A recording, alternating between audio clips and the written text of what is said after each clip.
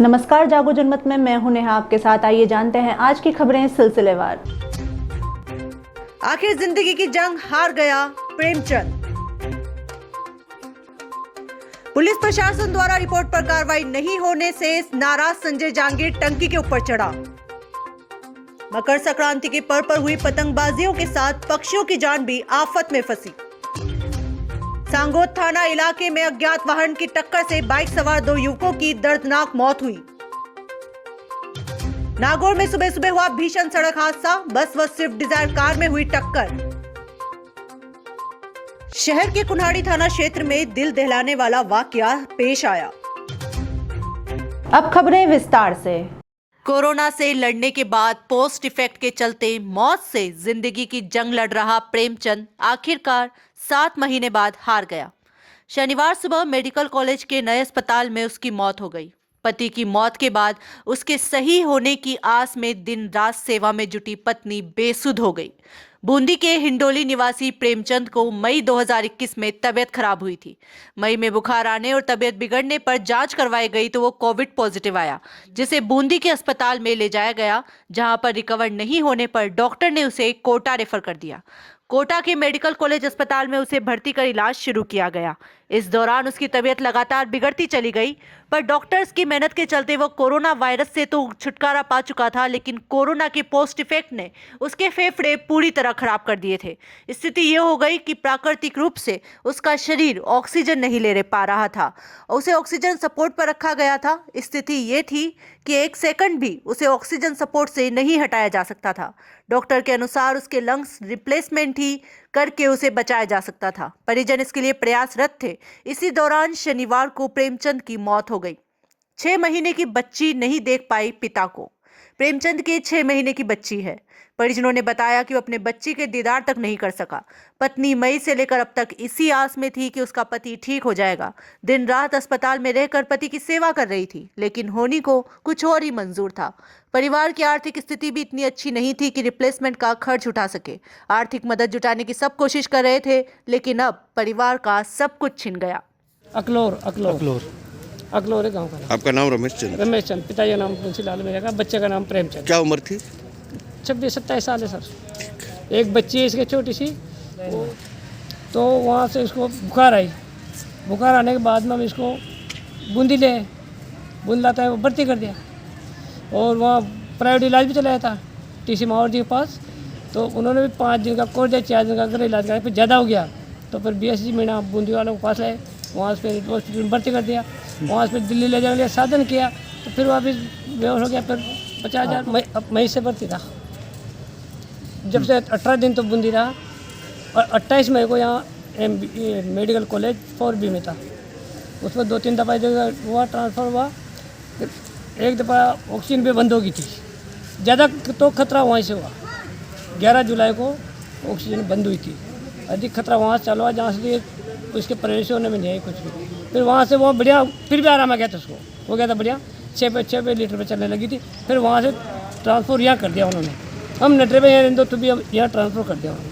और फिर यहाँ से फिर धीरे धीरे डाउन होता ही लास्ट में आज हो गया एक्सपायर। बूंदी पुलिस प्रशासन द्वारा रिपोर्ट पर कार्रवाई नहीं करने पर नाराज होकर संजय जांगीर रेड क्रॉस की टंकी के ऊपर चढ़ा। पुलिस प्रशासन मौके पर पहुंचा और समझाइश कर नीचे उतारा। संजय जांगीर ने 3 दिन पहले मारपीट होने पर सदर थाने में रिपोर्ट दर्ज करवाई थी। कार्रवाई नहीं होने पर इसमें कार्रवाई नहीं हुई। आज संजय जांगीर पानी की टंकी पर चढ़ गया और मौके पर पहुंचे additional SP Kishori Lal, DYSP Hemant Kumar, कोतवाली थानाधिकारी सहदेव मीणा ने समझाइश कर संजय जांगीर को नीचे उतारा। मकर संक्रांति के पर्व पर हुई पतंगबाजी के साथ पक्षियों की जान भी आफत में फंस रही है। जगह जगह पेड़ों पर पतंग माझा की डोर के साथ अटके हुए हैं। ऐसे में चाइनीज मांझों में बेजुबान पक्षी फंस रहे हैं। ऐसी एक घटना और मामला कोटा जिले में सामने आया। चाइनीज मांझे में दुर्लभ प्रजाति का उल्लू फंस गया। इस उल्लू की जान धाकड़खेड़ी गांव के रहने वाले महावीर सुमन ने बचाई। उसका कहना है कि मकर संक्रांति के दूसरे दिन जैसे ही घर से वो बाहर निकले, खंडर नुमा एक मंदिर में फड़फड़ाहट की आवाज सुनाई दी। पास जाकर देखा तो दुर्लभ प्रजाति का उल्लू पतंग के मांझे के धागों में बुरी तरह उलझा हुआ था और छूटने की कोशिश कर रहा था। इस छटपटाहट में उल्लू घायल भी हो गया। जैसे तैसे करके उस दुर्लभ प्रजाति के उल्लू को बाहर निकाला गया और कैंची से मांझे के धागे को काटकर उस बेजुबान पक्षी को आजाद किया गया, जिसमें उनका सहयोग ललित शर्मा, धाकड़ खेड़ी व आसपास के लोगों ने किया। इन सबके प्रयासों से आज एक दुर्लभ पक्षी की जान बच पाई। आज हमारे यहाँ धाकड़खेड़ी जैन मंदिर के ऊपर नीम का पेड़ है, जिसमें ये मांझों में इसके पंख वगैरह पंजे वगैरह फंस गए, जो ये पेड़ पर आके पूरी रात फंस रहा था और फड़ फड़ फड़ फड़ की आवाज़ आ रही थी। मैंने सुबह उठते ही इसको पेड़ पर चढ़कर उतारा, जिसमें पूरे मंजे बड़ी मकसद से इसके पंजे और कटवट लग के बेचारे के। तो लोगों से निवेदन है कि मंजों से पतंग ना उड़ाएं और सूती डोर से पतंग उड़ाएं, जो ऐसे पक्षियों की, निर्दोष पक्षियों की जान बच सके। ये बहुत ही दुर्लभ पक्षी हैं, इसलिए चाइनीज मांझों का प्रयोग न करें।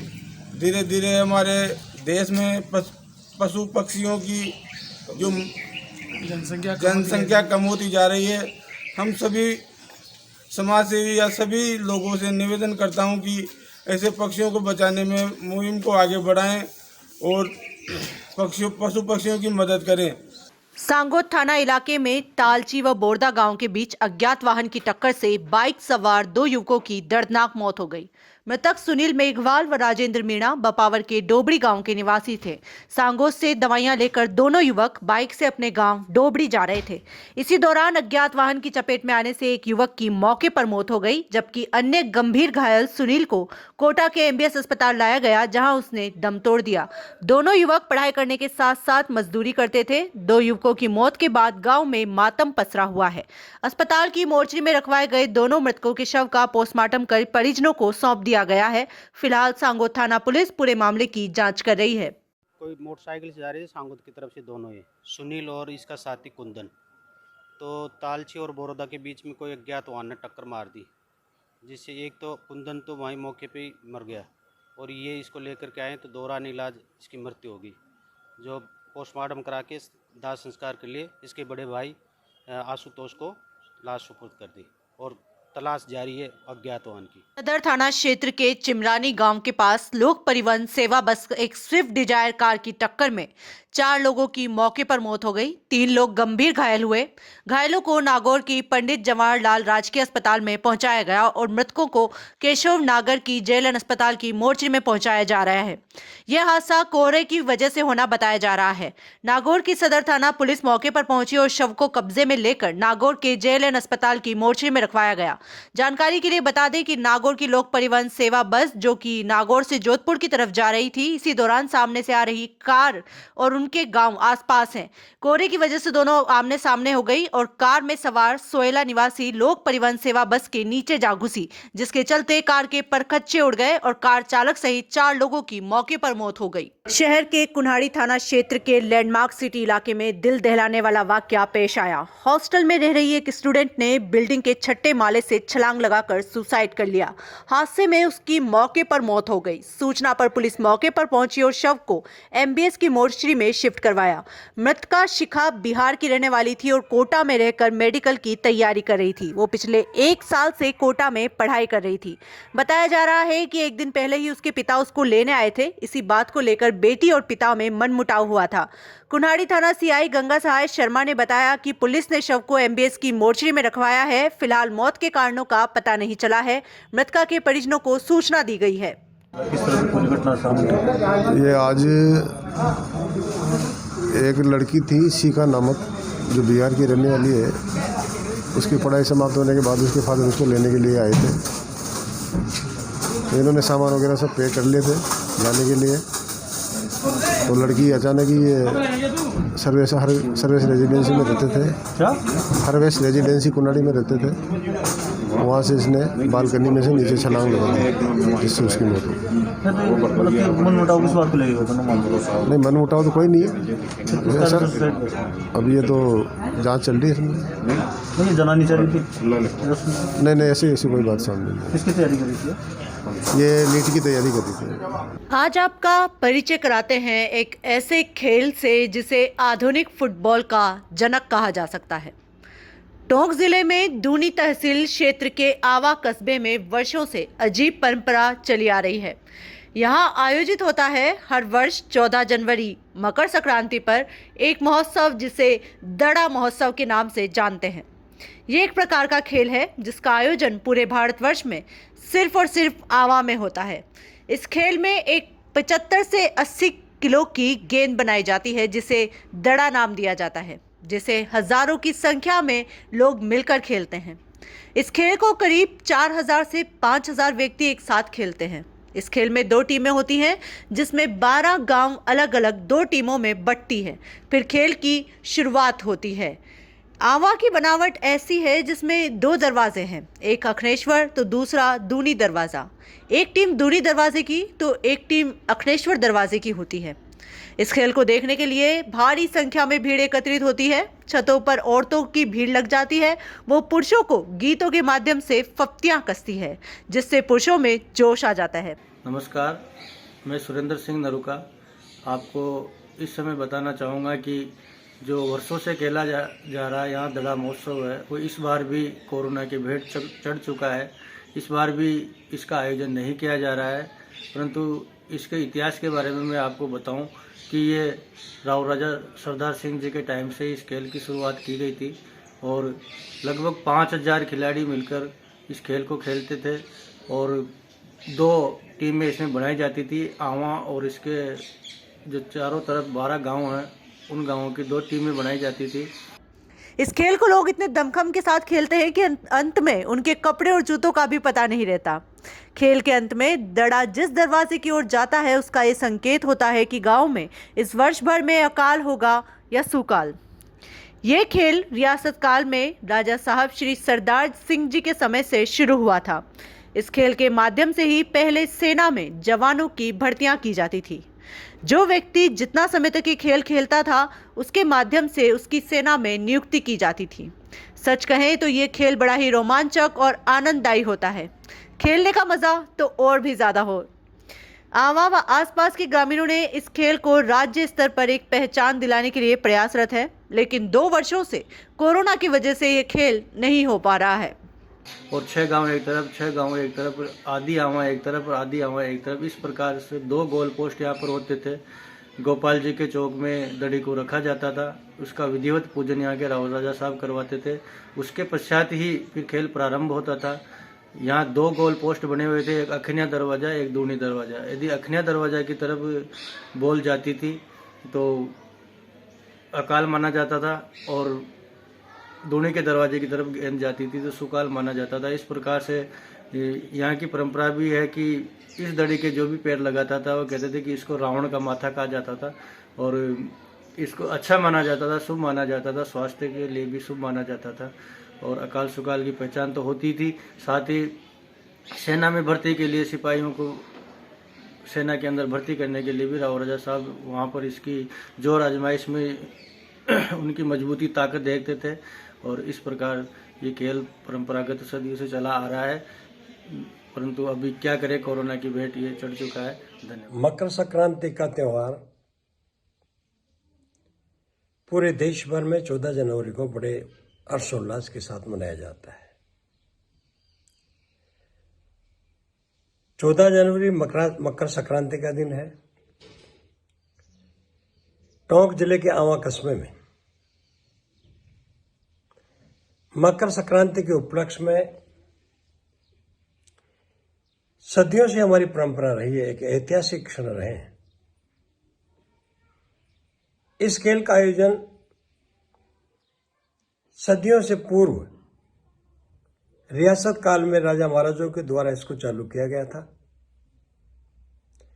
और इस कार्यक्रम की खास विशेषता यह है कि इसमें लगभग 12 गांव जो आवा कस्बे के आसपास बसे हुए हैं, जिसमें गुर्जर मेणा जाति का बाहुल्य क्षेत्र है। और इस खेल को खेल की भावना से भाईचारे के रूप में प्रत्येक वर्ष गढ़ के चौक आवा में 80 से 100 किलो वजनी दड़े का खेल यहाँ पर आयोजित किया जाता है। इस खेल में सभी खिलाड़ी होते हैं, सभी दर्शक होते हैं। लगभग 4 से 5 हजार लोग। मकर संक्रांति के पर्व को पूरे हिंदुस्तान में अलग अलग ढंग से मनाया जाता है, अलग अलग नाम से मनाया जाता है। और इस वक्त हम खड़े हैं कोटा के रोजड़ी इलाके में, जहां पर आपको दिखाना चाहूँगा ये मगरमच्छ की पूजा की जा रही है। कोटा में मकर संक्रांति के मौके पर बंगाली समाज ने अपनी अनोखी परंपरा का निर्वहन करते हुए मिट्टी का मगरमच्छ बनाकर उसकी पूजा अर्चना की। कोटा दक्षिण नगर निगम क्षेत्र के नया गांव रोजड़ी में रहने वाले बंगाली समाज के लोगों ने मकर संक्रांति पर्व के मौके पर 23 फीट लंबा मगरमच्छ बनाया। ऐसा ये हर साल मकर संक्रांति के मौके पर करते हैं।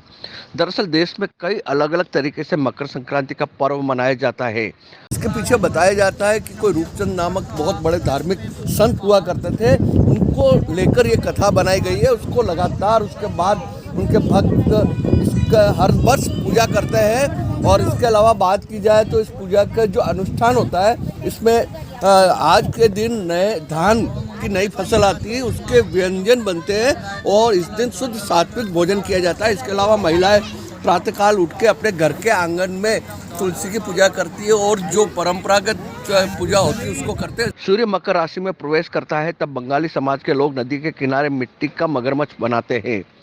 विधिवत रूप से श्रृंगार कर उसकी पूजा करते हैं। सीएडी के पास कॉलोनी में रहने वाले बंगाली समाज ने भी इस तरह मगरमच्छ मिट्टी का बनाकर उसकी पूजा अर्चना की। बंगाली समाज के लोग पंडित से पूरी विधि विधान से पूजा कराकर अपने मकर संक्रांति का पर्व मनाते हैं। जब इनसे जुड़ी धारणा के बारे में उनसे पूछा गया तो बंगाली समाज के लोगों ने कहा कि ये परंपरा पीढ़ियों से चली आ रही है। हरि बोल। मगरमच्छ की पूजा बंगाली समाज में जो रोजड़ी में किए जा रहे हैं, ये हमारे प्राचीन समय से बंगाली समाज में हमारे जो पूर्वज थे उसमें एक भक्त थे, उनको भगवान के रूप में भी मानते। उनका नाम था रूपचंद, जो एक प्रसिद्ध भक्त था एवं भगवानी मानो।